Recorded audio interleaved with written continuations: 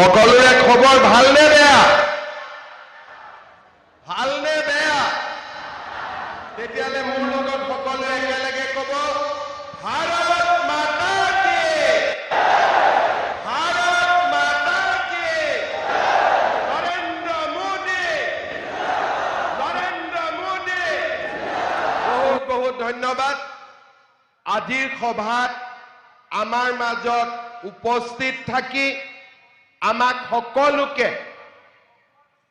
গুৱাহাটী আন্তৰ্জাতিক বিমানবন্দৰৰ নতুন টাৰ্মিনেল উপহাৰ দিয়া বিশ্বৰ আটাইতকৈ জনপ্ৰিয় নেতা প্ৰধানমন্ত্ৰী শ্ৰী নৰেন্দ্ৰ মোদী ডাঙৰীয়া, অসমৰ ৰাজ্যপাল শ্ৰী লক্ষ্মণ প্ৰসাদ আচাৰ্য ডাঙৰীয়া, মাননীয় কেন্দ্ৰীয় বিমান পৰিবহণ মন্ত্ৰী শ্ৰী ৰামমোহন নাইডু ডাঙৰীয়া, ভাৰত চৰকাৰৰ সন্মানীয় মন্ত্ৰী সৰ্বানন্দ সোণোৱাল ডাঙৰীয়া, ৰাজ্যিক মন্ত্ৰী পবিত্ৰ মাৰ্ঘেৰিটা ডাঙৰীয়া, আদানী গ্ৰুপৰ অধ্যক্ষ শ্ৰী গৌতম আদানী ডাঙৰীয়া, লোকপ্ৰিয় গোপীনাথ বৰদলৈৰ সুযোগ্য সন্তান বলীন বৰদলৈ ডাঙৰীয়া, অসম চৰকাৰৰ সন্মানীয় মন্ত্ৰী, সাংসদ আৰু বিধায়কসকল, উপস্থিত ৰাইজ, আই মাতৃসকল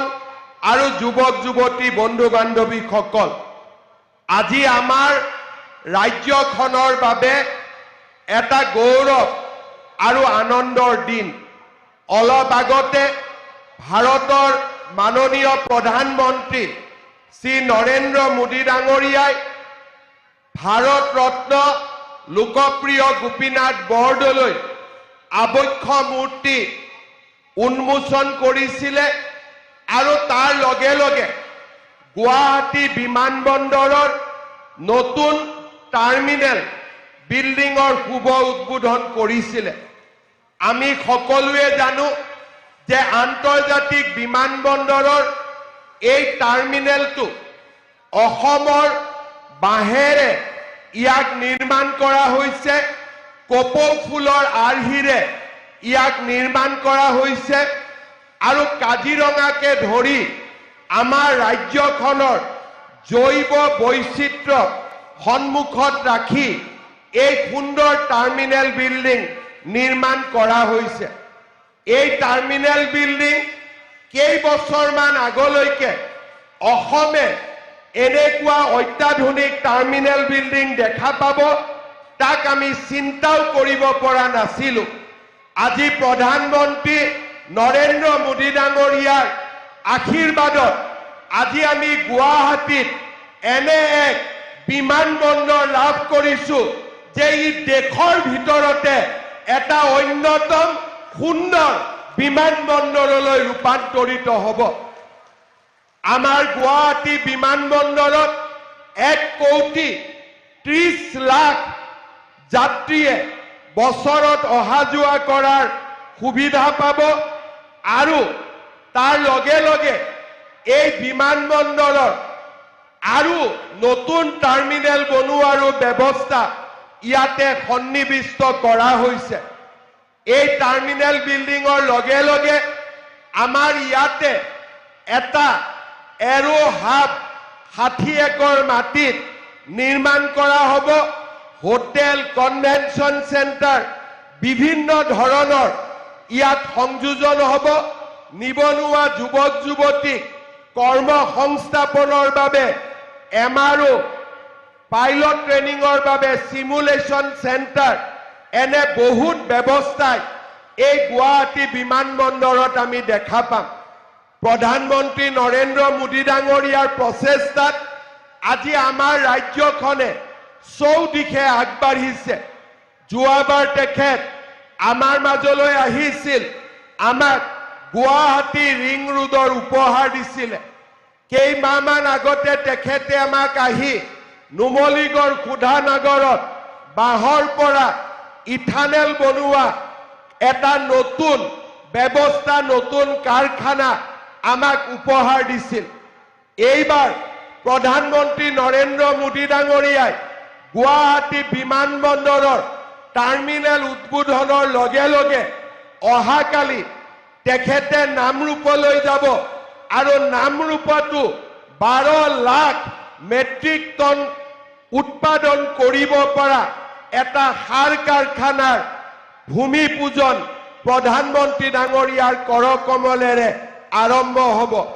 আজি আমাৰ বাবে অসমৰ বাবে এটা ডাঙৰ গৌৰৱৰ দিন যে অহাকালি প্ৰধানমন্ত্ৰী নৰেন্দ্ৰ মোদী ডাঙৰীয়াই গুৱাহাটীৰ বৰাগাঁৱত অসম আন্দোলনৰ জাতীয় শ্বহীদসকলৰ স্মৃতিত আমি নিৰ্মাণ কৰা শ্বহীদ স্তম্ভলৈও যাব আৰু ভাৰতৰ তেখেত প্ৰথম প্ৰধানমন্ত্ৰী হ'ব যোনে অসম আন্দোলনৰ বীৰ শ্বহীদসকললৈ শ্ৰদ্ধাঞ্জলি জ্ঞাপন কৰিব। আমাৰ বাবে প্ৰধানমন্ত্ৰী ডাঙৰীয়াৰ এই অসম ভ্ৰমণ অত্যন্ত গুৰুত্বপূৰ্ণ আৰু এখন নতুন অসমৰ প্ৰতিচ্ছবি আজি আমি স্পষ্টভাৱে সন্মুখত দেখা পাইছো। অহা জানুৱাৰী মাহত তেখেতে আমাৰ মাজলৈ আকৌ আহিব। কাজিৰঙাৰ ওপৰত এলিভেটেড কৰিডৰ 32 কিলোমিটাৰৰ এলিভেটেড কৰিডৰ নিৰ্মাণৰ কাম আৰম্ভ কৰিবলৈ তেখেত আমাৰ মাজলৈ আহিব আৰু গেলেফু আৰু কোকৰাঝাৰৰ মাজত নতুন ৰেল লাইন নিৰ্মাণৰ আঁচনিও তেখেতৰ কৰকমলেৰে জানুৱাৰী মাহত আৰম্ভ হ'ব।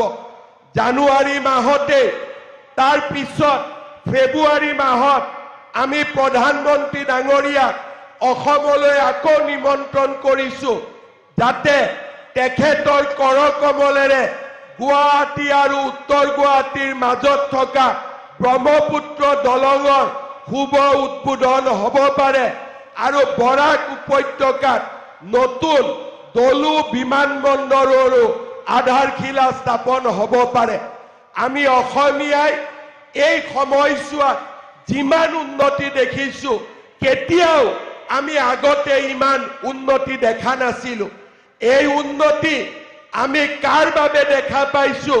এয়া হৈছে আমাৰ প্ৰধানমন্ত্ৰী নৰেন্দ্ৰ মোদী ডাঙৰীয়াৰ নেতৃত্বৰ বাবে অসমৰ প্ৰতি থকা তেখেতৰ অযুত মৰমৰ বাবে। মই সকলোকে অনুৰোধ কৰিম আপোনালোকে সকলোৱে নিজৰ স্থানত থিয় হৈ প্ৰধানমন্ত্ৰী ডাঙৰীয়াক এটা বিশাল হাত চাপৰিৰে আপোনালোকে প্ৰধানমন্ত্ৰী ডাঙৰীয়াক সম্বৰ্ধনা জনাওক। ডাঙৰ কৰি হাত চাপৰি বজাওক, ডাঙৰ কৰি হাত চাপৰি বজাওক যাতে অসমৰ ঘৰে ঘৰে সকলোৱে এই সভাৰ প্ৰতিধ্বনি দেখা পায়। আৰু জোৰেৰে হাত চাপৰি বজাওক, আৰু জোৰেৰে হাত চাপৰি বজাওক। বহুত বহুত ধন্যবাদ ৰাইজ। আপোনালোকৰ এই আশীৰ্বাদ আপোনালোকে কল্পনা কৰিব অসমত কংগ্ৰেছৰ চৰকাৰ আছিলে বহু বছৰ। লোকপ্ৰিয় গোপীনাথ বৰদলৈ কংগ্ৰেছৰ প্ৰথম মুখ্যমন্ত্ৰী আছিলে, কিন্তু তেওঁলোকে যেতিয়া দেশ চলাইছিলে কেতিয়াও লোকপ্ৰিয় গোপীনাথ বৰদলৈ আজি যেনেকে নৰেন্দ্ৰ মোদী ডাঙৰীয়াই সন্মান জনাইছে আগত কেতিয়াও কোনেও কোনো প্ৰধানমন্ত্ৰী বাজপেয়ী ডাঙৰীয়াক বাদ দি কোনেও গোপীনাথ বৰদলৈ দেৱক এনেকে সন্মান জনোৱা নাছিলে। অসম আন্দোলনৰ শ্বহীদসকলক সন্মান জনোৱা এয়া ভাৰতৰ প্ৰথমগৰাকী প্ৰধানমন্ত্ৰী হ'ব। অসমৰ কাৰণে ব্ৰহ্মপুত্ৰৰ ওপৰত দলং, শোধনাগাৰ, সাৰ কাৰখানা, ছেমি কণ্ডাক্টৰ এই গোটেইবিলাক এখন নতুন অসমৰ নিৰ্মাণ আজি প্ৰধানমন্ত্ৰী ডাঙৰীয়াৰ নেতৃত্বত আমি দেখা পাইছো। কেতিয়াবা কেতিয়াবা মই কওঁ অসমীয়াই আকাশ চুবৰ বাবে মন কৰে আৰু আজি প্ৰধানমন্ত্ৰী ডাঙৰীয়াৰ নেতৃত্বত অসমীয়াই সঁচাকৈয়ে আজি আকাশ চুব পাৰিছে। এয়া আমাৰ বাবে কীৰ্তিত্বৰ বতৰা, আমাৰ বাবে আনন্দৰ বতৰা। মই পুনৰ এবাৰ প্ৰধানমন্ত্ৰী ডাঙৰীয়াক ধন্যবাদ জনাইছো। প্ৰধানমন্ত্ৰী ডাঙৰীয়াই এডভান্টেজ অসমত আহিছিলে। অসমত উদ্যোগীকৰণৰ এক নতুন বাতাবৰণ আজি তেখেতৰ নেতৃত্বত আৰম্ভ হৈছে।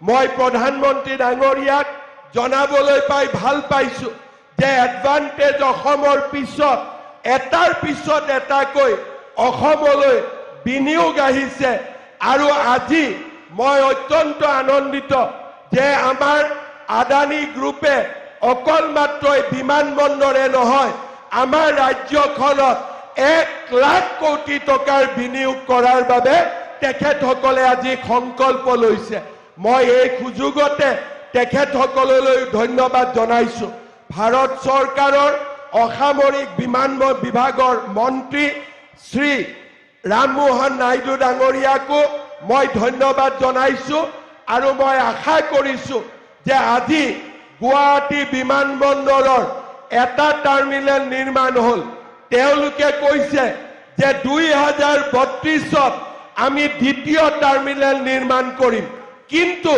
মোৰ বিশ্বাস মোদী ডাঙৰীয়াৰ নেতৃত্বত আমাৰ ৰাজ্যখনত যিদৰে উন্নয়ন আৰম্ভ হৈছে 2032ত নহয় 2028তে আমাৰ দ্বিতীয় টাৰ্মিনেলৰ প্ৰয়োজনীয়তা আহি পৰিব কাৰণ এতিয়া অসম হ'ল শান্তিৰ দেশ অসম হ'ল প্ৰগতিৰ দেশ অসম হ'ল বিকাশৰ দেশ অসম হ'ল অটল অবিচলিত হৈ থিয় দি থকা এখন ভাৰতৰ মহান ৰাজ্য প্ৰধানমন্ত্ৰী ডাঙৰীয়াই আমাক কৈছিলে যে এ ফৰ আসাম হ'ব লাগে আজি আমি সকলোৱে দেখিছো যোৱা 5টা বছৰ 10টা বছৰত অসমত যি ধৰণে প্ৰগতি হৈছে আমি নিশ্চিত মানুহে কেইটামান দিনৰ পিছত এ ফৰ এপল বুলি নকব এ ফৰ আসাম বুলি কব এ ফৰ অসম বুলি কব এই দিনটো আজি আহি আছে আৰু ই বেছি দূৰত নাই আমি এই লক্ষ্যটো উপনীত হ'ব পাৰিম পুনৰ এবাৰ সকলোকে মই ধন্যবাদ জনাইছো মোদী ডাঙৰীয়াৰ ভাষণ আমি সকলোৱে শুনিম প্ৰেৰণা লাভ কৰিম আৰু অসমখনক আগুৱাই লৈ যোৱাৰ বাবে তেখেতৰ পৰা মাৰ্গদৰ্শন লাভ কৰিম মই পুনৰ এবাৰ সকলোকে আকৌ এবাৰ ধন্যবাদ জনাই মই মোৰ বক্তব্যৰ সামৰণি মাৰিছো মোৰ লগত আকৌ এবাৰ ক'ব ভাৰত মাতা কি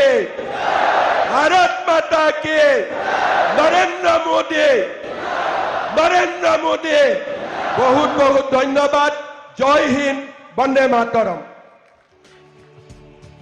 धन्यवाद महोदय इस भव्य अंतर्राष्ट्रीय हवाई अड्डे के निर्माण हेतु आपके दूरदर्शी नेतृत्व संकल्प और विशिष्ट योगदान के लिए हम आभार व्यक्त करते हैं अब मैं माननीय प्रधानमंत्री जी से विनम्र अनुरोध करती हूं कि वे कृपया